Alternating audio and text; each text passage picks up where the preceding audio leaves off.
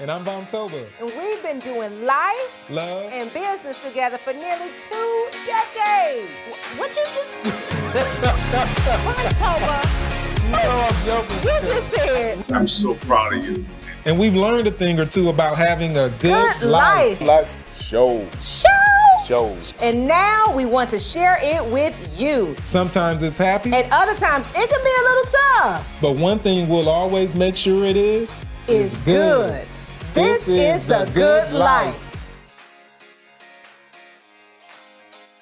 Hello and welcome to the Good Life Show. I'm Psyche Terry and this is my lovely husband and co-host, Vontoba Terry.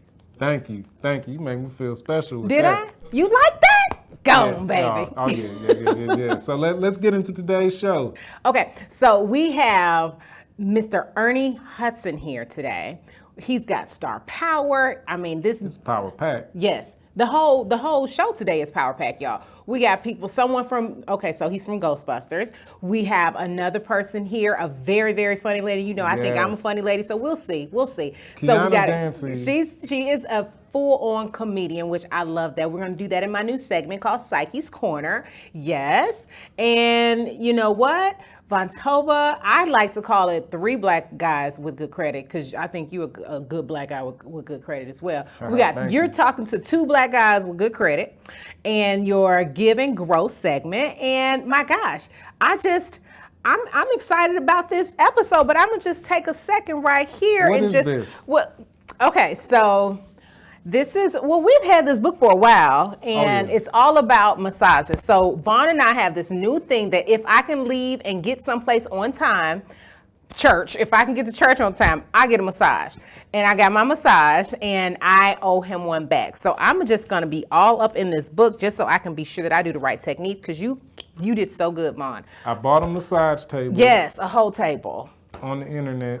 This is how y'all need to do. Look, I'm not a husband. Listen, husbands, don't yell at us. Offer us like massages. You want her on time? Don't be like, get out the house. I need you. She was in the car 2 minutes early. Shoot, yesterday. a 30-minute massage for free? We've been married 17 years. If I knew all I needed to do was provide an incentive, we'd be on time. I'm there, everywhere. and I'm coming back with you. I got you, Vontoba. It's going down. So let's talk about our trend or trash. I think we'll start a new trend with this massage. Hey, I'm there. Trend or trash. Here's how to fold a t-shirt in under 2 seconds. Here's point A, B, and C. Pinch at point A and B, and take A over to C. Then shake it up, fold it, and you're done. Wait, okay, I'm bored. Listen, any quick folding. Okay, let's go. In 2 seconds, point A, B, and C. Okay, point A to point. 1, 2, 3, go. Okay, go. 2 seconds. What the holy? I'm close enough, baby, because you know my closet. That was good. And my drawer. I'm telling you, look at here. You did that. And this is not because I do a lot of folding, because my panty in my bra drawer, my jeans drawer, and all my other different drawers could use a quick 2-second. I'm telling you, I don't know. Maybe I'm folding challenged. I'll try it one more time. I need to mess up so you don't be like, now that you know. I don't know if this works. Don't look at mine, Vaughn. It's bad. So trend or trash? What do you think?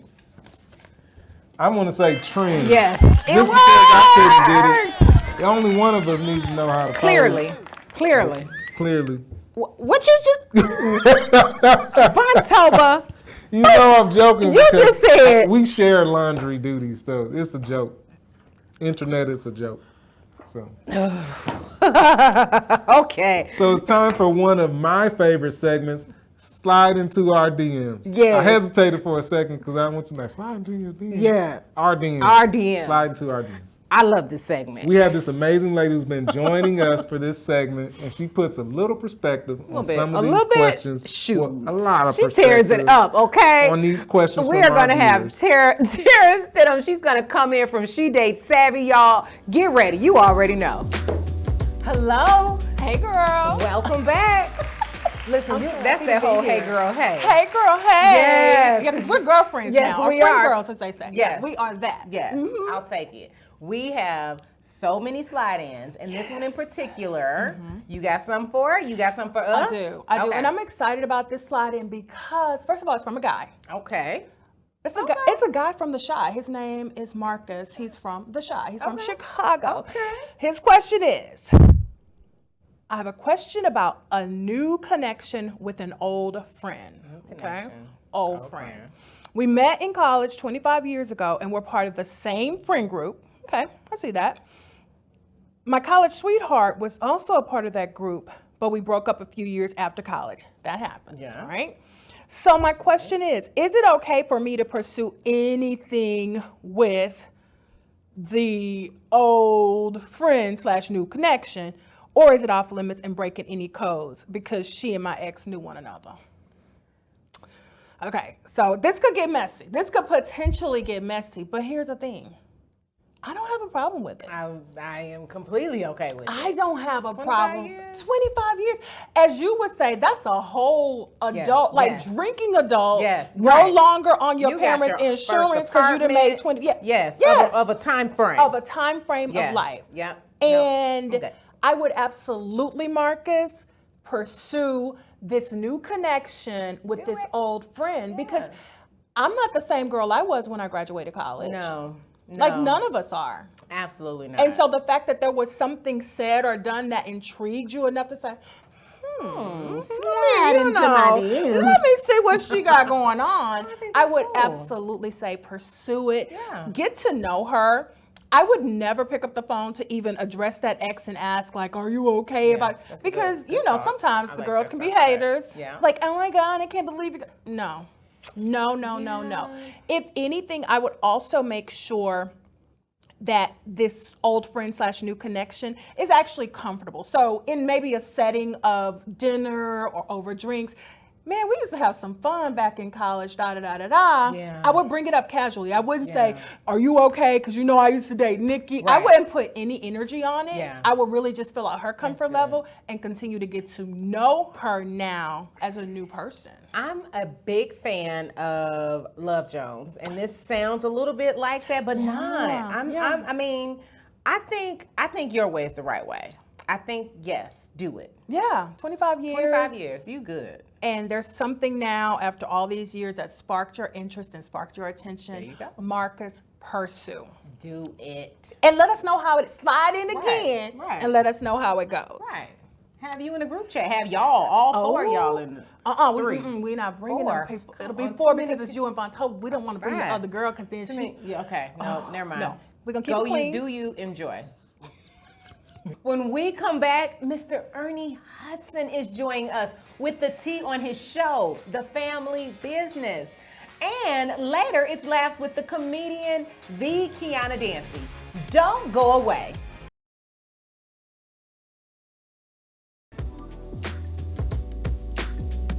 Welcome back to the show. We are so happy this next man could join us. I met him, right? We're gonna him. I met him recently at the NAACP Image Awards, and he was so kind to tell me that yes, he would come on the show.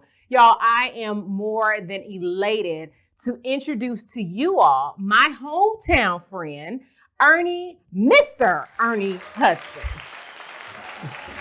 Well, thank you. It's great to be with you guys. I'm really excited to be here with you.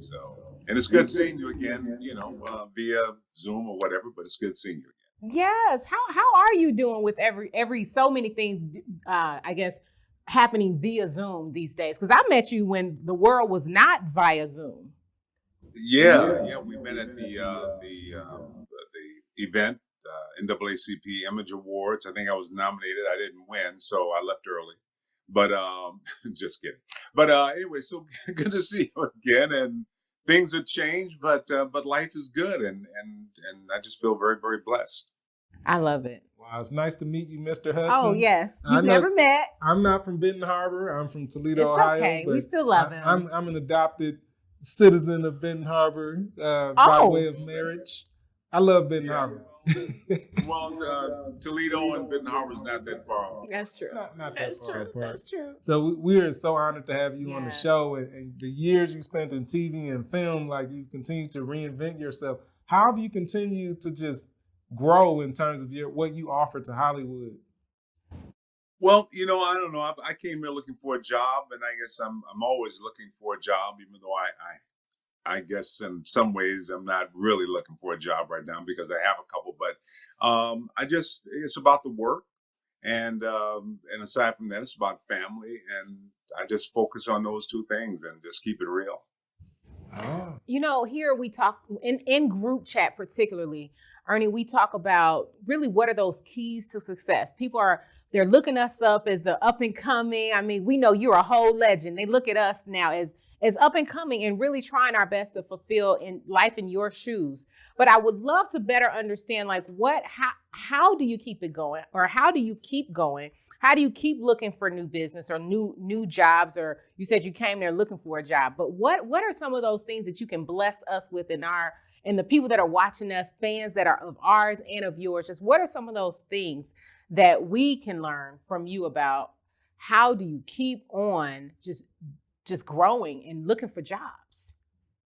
Well, I think for me, it's I still feel in a lot of ways like I'm just starting out, even though I've been doing this for over 50 years. I think the advantage you guys have is you have each other, and that's really, truly, truly important, because there are times when you might hit a low and you're not feeling like feeling the point of continuing, and you have each other to remind each other of your greatness, and that no matter what happens, this business will never give you more than you already have, and that's what you share with each other. So that's the main thing. If you talk about succeeding, you've already done that. So now it's just a matter of allowing God to present whatever comes next and enjoying it. Yes, I totally agree with that. And you mentioned the importance of family. Tell us about your family. Do you come from a big family? Well, no, I coming from Benton Harbor, I grew up in the bus projects. And people say, well, you grew up in the hood, but I grew up in Church of God in Christ, because I was there 7 days a week. When I wasn't at school, I was at church. But I got married at right out of high school, and I have two sons from my first marriage. My oldest son is 56 now, and then that marriage didn't go as planned, but I ended up with the kids. And I raised them until I got married again. Now my wife and I have two sons. Everybody's grown up now, and I've always had the responsibility of being a parent, and having to make sure that my kids were in hopefully a better position than I was growing up. But they've always been my motivating factor to just know that I had to provide. And also, I grew up without a dad. I didn't have a father. My mom died when I was 3 months old, so my grandmother raised me.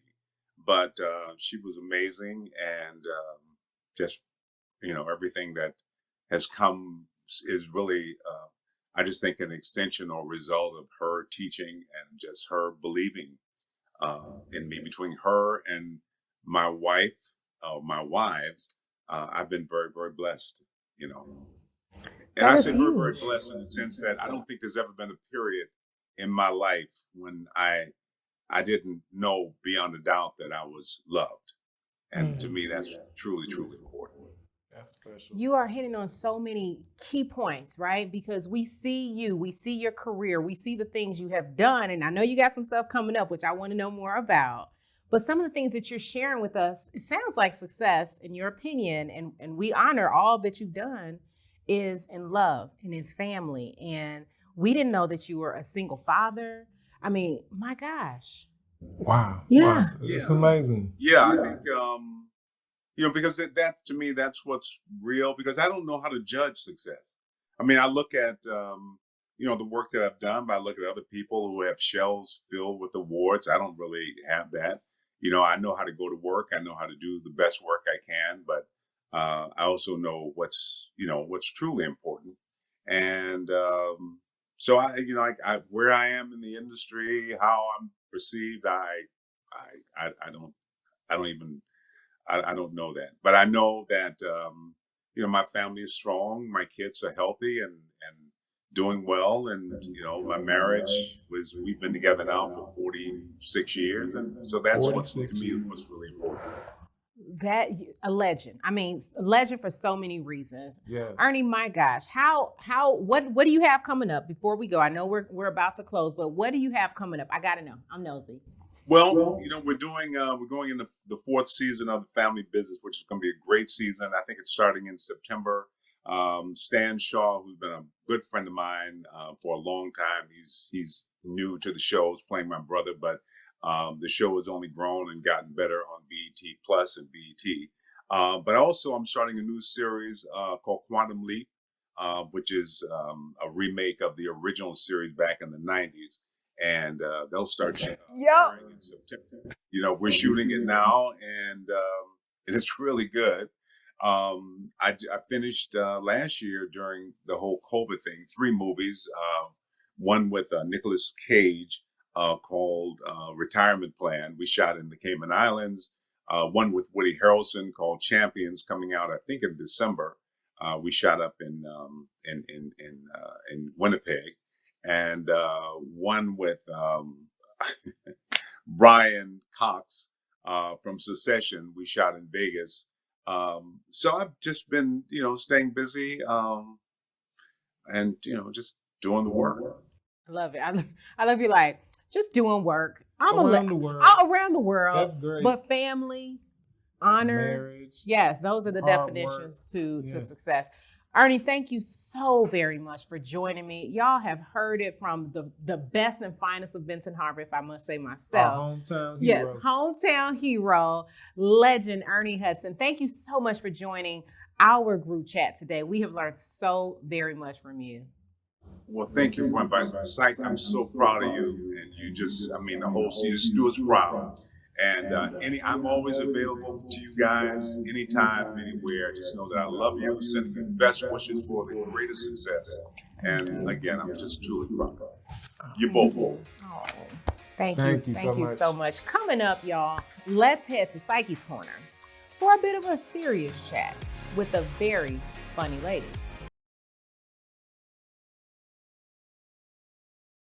Today in Psyche's Corner, I'm inviting in comedian and author, the Kiana Dancie, to share how she used laughter to tackle some of life's blows. But I want to ask a few more questions about just getting to laughter altogether. The Kiana Dancie, welcome to the show, girl. Hey, how are you? Hey. So we talked just a bit before. You're from the Midwest, but you're out in Atlanta now? Yes, I'm a peach. I always say I'm a Georgia girl with a Texas heart. So I lived in Houston for a little while. I don't know much about, I grew up I was born in Cleveland, Ohio. I go home when people get married or buried. That's it. I will always be home where my people are from. But my mama is in Georgia, so this is home. You know what I mean? Listen. You know what I mean when I say it. Yeah. I hear you loud and clear, girl. I agree, right? So now Texas is my home because this is where the show is. This is where my kiddos are. So I get that for sure. Nice. We've seen you on several different things, right? So Sister Circle and Love Match Atlanta. You and I understand that you also authored now 2 books. Talk to me a little bit about this. Sister Circle Live, Love Match ATL, in and out of the housewives every now and then.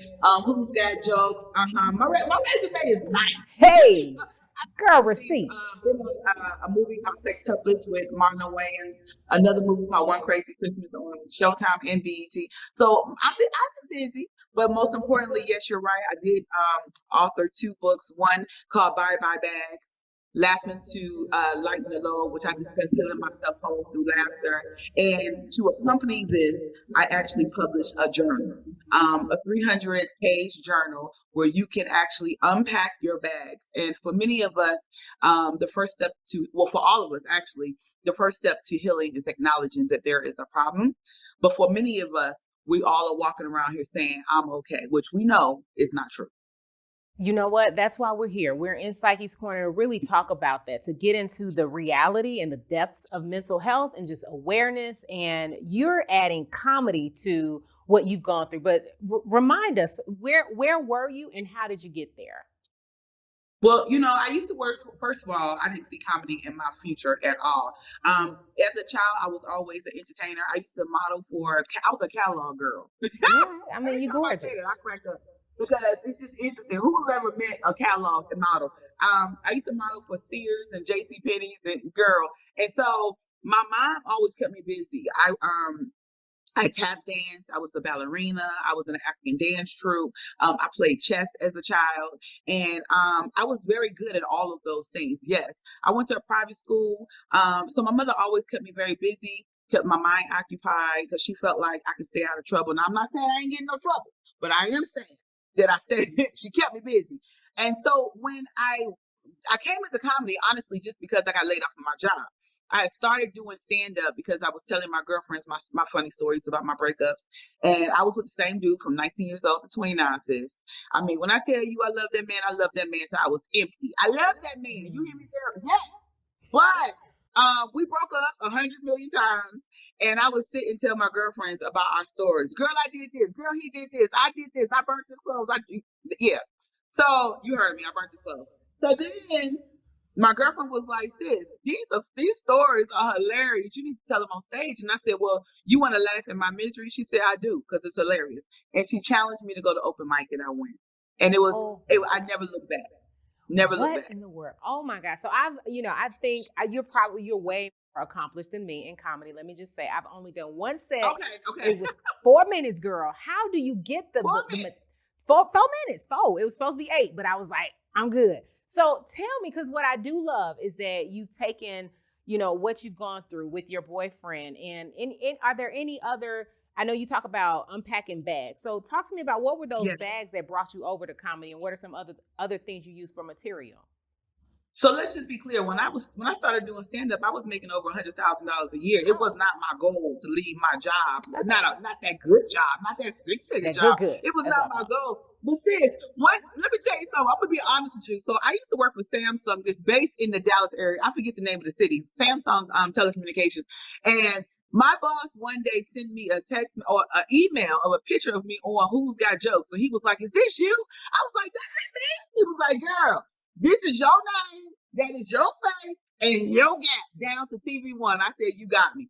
So it laid me off because they had to lay off 15% of the team. And I'll be honest with you, I was devastated just because I love the money. I love the money. My home was beautiful. I had a brand new BMW, but it was never my passion to work for anyone. You understand what I'm saying? So when they laid me off, girl, I packed my bags and I moved to LA. And literally, LA didn't stick to me, and I didn't stick to LA. I kept going back and forth to Atlanta, and I had so much to say. And I will never forget, Kevin Hart says, his stand-up on special is laugh at my pain. And that's a real thing. Oftentimes the hardest things to swallow is easier to going down when you have something to laugh at, when you add a little laughter. So when we're standing on stage as a stand-up comedian, oftentimes, many times, probably 95% of the things that you hear are true. So for me, I just stand on stage. It's not just about my ex-boyfriend. It's not just about me losing my job. It's about, the current state of the dating world. It's about, politics. I talk about a lot of different things, but it's not just me going through a breakup. What do you think about how I feel like some comedians, again, I don't call myself a comedian by far. But what do you think about, look, I want to say us comedians, but what do you think about just being monitored and like you can't say some things, but you can't, like, what do you think about this whole off limits thing that so many different comedians are talking about now in their sets? It's very disheartening because stand-up used to be a safe place where you could talk about literally anything. I will tell you, I agree when it crossed the line and it's mean. I do tend to, that's not my comedy, you know what I'm saying? But sometimes it's funny. I mean, if you're a little person, you're funny. If it's a lot of things that we can just sometimes I think we also take ourselves way too seriously. We have gotten very sensitive. We have gotten, everybody is in their feelings about everything. And I honestly just think that because we're so sensitive, the world is becoming a very censored place. And people are not really able to be them authentic selves. You're hearing people saying they keep it real. I'm keeping it a buck. I keep it 100. And I'm telling you, everybody's lying. Ooh, girl, listen, y'all. You just heard it from the Kiana Dancie, y'all. If you want to learn about just her story and hear more of this keeping it real thought process, we've got to get the book. What's the name of the book and where can we find it real quick? The name of the book is called Bye Bye Bags, Laughing to Lighten the Load, where I discuss healing myself whole. Let me just be clear. Am I being wrapped? Because I got something I need to tell you. Oh, tell me. Yes, I got to tell you. me. Okay, so I have my own bags. My bags may look different from your bags. My bags might look a bit different from some of your viewer bags. The three things that I really struggle with, when I got the bags under my eyes removed, that's hence the reason the name of the book. It wasn't because I was writing the book because I had this, epiphany that I want to change. No, girl, it was vain. I was laying in my bed. I got the bags under my eyes removed, and I was talking to God. I was like, ooh, they gonna be sick of me. You hear me? I said, I'm gonna be young. I'm gonna be pretty looking. I'm gonna turn the clock back. And as I was laying in my bed, I heard God. Look, when I say I heard him clear as day say, yes, sis, baby girl, my daughter, you gonna be pretty. And yes, prettier. And then yes, they're gonna be sick of you, but you are ugly on the inside and you got some work to do. First of all, I said, who you calling ugly, daddy? And he was like, you. He said, sometimes you can be mean, inconsiderate, inconsistent. You can be curt with people. You can be short with people. He said, you have some things that you need to work on the inside. And guess what I did? So while I was laying in my bed with those bandages on my eyes, I knew that I had to do some internal work because I was working on the external. So I told my mother, I said, Mommy, come upstairs. I had to bribe her. She don't move unless I feed her or pay her. I said, come on upstairs, Mom. I need you to do something for me. She said, what? I said, I need you to write down 3 things. I needed her to write down one thing that reminded me, these are my bags. Now, I want everyone that's watching to write down their own bags. I wrote down one thing that reminded me of an insecurity, one thing that reminded me of a failure, one thing that reminded me of a shortcoming. And when I was able to get up, I tore it up. And when I tore it up, I burnt it up. Why? Because fire, biblically, it represents starting anew. Listen, I want to set everything that reminded me of a failure or a shortcoming on fire. I'm not going to let nothing else hold me back. So I encourage those who have never heard about me or don't know who I am this time, because I don't know who you are either. Get the book. Bye Bye Bags, Laughing to Lighten the Load, because you don't want to be held captive or hostage by anything in your past again. We are in Psyche's Corner. We are in the corner. This is why we're in the corner. Y'all heard it. I am so thankful. Kiana, thank you for coming. Thank you for sharing everything that you just shared with us. It's so real about just cleaning up on the inside. I love it. Thank you so much again. Oh my gosh. Yes. Make sure y'all check me out on Instagram, Facebook, and Twitter. Get me on it's KianaDancie. And I wish you were here in Atlanta because I'm having a tea party this Saturday. And girl, listen, you're gonna miss it. I'm gonna miss it. I'm gonna miss it. I'll come to Dallas and we'll hang out. You got it. You're promising me that, and I'm holding you to it. Thank you, Kiana. Yep. Up next, your credit score can determine everything from you if you can get a loan or even a simple credit card. Our next guests call themselves 2 Black men with good credit.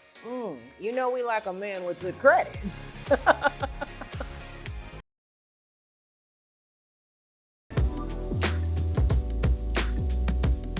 Welcome back. It's time for Give and Grow, where we discuss all things money and business to give you the tools you need to live your good life. Joining me now is Shaun Lynda. He's half of the duo, 2 Black Guys with Good Credit. Welcome to the Good Life Show, Shaun. How are you? Thank you. I'm great. How are you? I'm doing well. It's a good day on the Good Life Show. I heard about what you're doing and saw some of your content, and I'm just in awe. And I'm wondering, 2 Black men with good credit. How did that get started? I love the title. It's funny that you mentioned that. We wanted something that would catch you and make people actually listen to our show. So we thought the name 2 Black Guys Good Credit would at least make people curious, And it's funny because you get so many different types of responses. Some people laugh, and then I can make a comment and say, so what exactly are you laughing at? Or some people, don't know how to react to the name. But I think it's been able to draw attention and help increase the number of listeners to our show. Oh, that's great. That's great. Do you ever find people that don't understand how important good credit is? I would say more or less on the younger side, but people more or less come back that now they grab that they didn't matter it in the way that they should have. They're trying to do big purchases like people buying trying to get a car and that sort of thing. Oh, yeah, yeah. Good credit is necessary if you want to buy a house and have a mortgage or a car note. I mean, were you ever in a position, Shaun, where you didn't have good credit, or have you always had good credit? Well, I came from, my mother was what instilled good credit with me indirectly. I mean, she was a single mother and she provided for my sister and I by credit. She had credit at all the major department stores, and I can't imagine what interest rate she was paying, but she always paid on time. So I always remember that, and she was able to give us, the things that we needed to have a decent quality of life. So it wasn't, I went in knowing the importance of credit by seeing how my mother was able to leverage it. So unfortunately for me, I never really got in the position where I had extremely bad credit. I would say I had no credit isn't good credit either. So when I moved to the United States, I had no credit, so I had to build up. But other than that, I've been blessed with maintaining good credit. That's great. That's great. Now I want to talk a little bit more about what your mother instilled in you. That's really powerful because you were taught the skills and really modeled the behavior from an early age. There's parents watching, some of them possibly with their kids. What advice would you give to those parents? What really worked with what your mother showed you? Well, in general, don't assume your kids aren't watching. You're always paying attention and watching. So, you lead that example of how they should be. And my mother was just, an immigrant. I was raised in Canada, and she was actually from the Caribbean, Barbados. And she was, like I said, a single mother trying to provide for her children, and was fortunate enough to understand the power of credit, that you can leverage it and use it to get the goods and services that you need. And if you continue to pay on a timely manner on time, then you will get further extended credit. So I think she just was able to understand the power of that. And rather than like how some people think, you can save, and then buy it all cash, and save, and buy it all cash. I think if anybody understands like wealth building, that's not necessarily the way in which to do it. And she just knew that from early time in her life, and was able to, like I said, we had all the amenities growing up. We always had food in our fridge, and we had appliances. We had TVs in our room, and all she did was leverage credit to do so. So I think parents should, teach kids the importance of credit. Cash and carry, or not using credit is especially when in the United States. I don't think it's a good direction which you should go, because in order to obtain wealth and grow and have that wealth mindset, you need to leverage wealth. Like if you even look at the richest man in the world, argumentally Elon Musk, he was trying to buy Twitter, and he's financing the deal. He's getting credit to close on the deal. So even the richest of the rich, if you try to follow the wealthy, they're continuously leveraging credit to their favor and building relationships with banks and financial institutions. Good point. Good point. There is power when it comes to credit. Knowledge is power, but credit is power when it comes to finance as well. You guys are straight shooters when it comes to talking about money. Are you ever surprised by the choices people make when it comes to managing their money? Absolutely. And you just said the key word is managing. It's really how well can you manage cash? How well can you manage your expenses? I always say net income is revenue minus expenses. People have especially in our community of color, we think, about getting paid more money, because that's what we see in the public eye. Like, the only way to get rich is to get paid, make money. But it's just important to managing your expenses. You're going to have times in your life where you're not really pushing the revenue line as much as you should. But if you find ways to reduce your expenses, you will increase your income. So, the better money manager you are, the better you are with your expenses, or the higher probability you'll have of becoming successful as far as financially. That's a good insight. Cut expenses, and as a result, you could increase your income. Top line. I like that. Right. So you have a financial literacy series. I can tell you're very knowledgeable about the subject. So where can we find out more? You can go to my website, to our podcast, sorry, Two Black Guys with Good Credit. We try to put out shows on a weekly basis. And they're just the everyday things that I think what I try to do is make financial literacy easy to understand, make it very transferable, and people can get the message and make it, the goal. Every show you should leave with something that you can on immediately.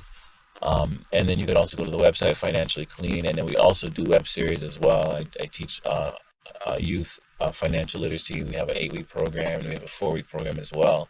So we're really just trying to push financial literacy. I always say I have a shirt that we made up. How different would lower income communities look if everybody in that community had good credit. That's powerful.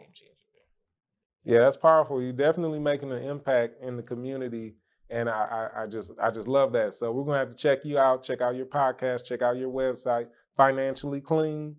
So you know what that means, right? Like if you're not financially clean, you're financially dirty. So we got to get that cleaned up.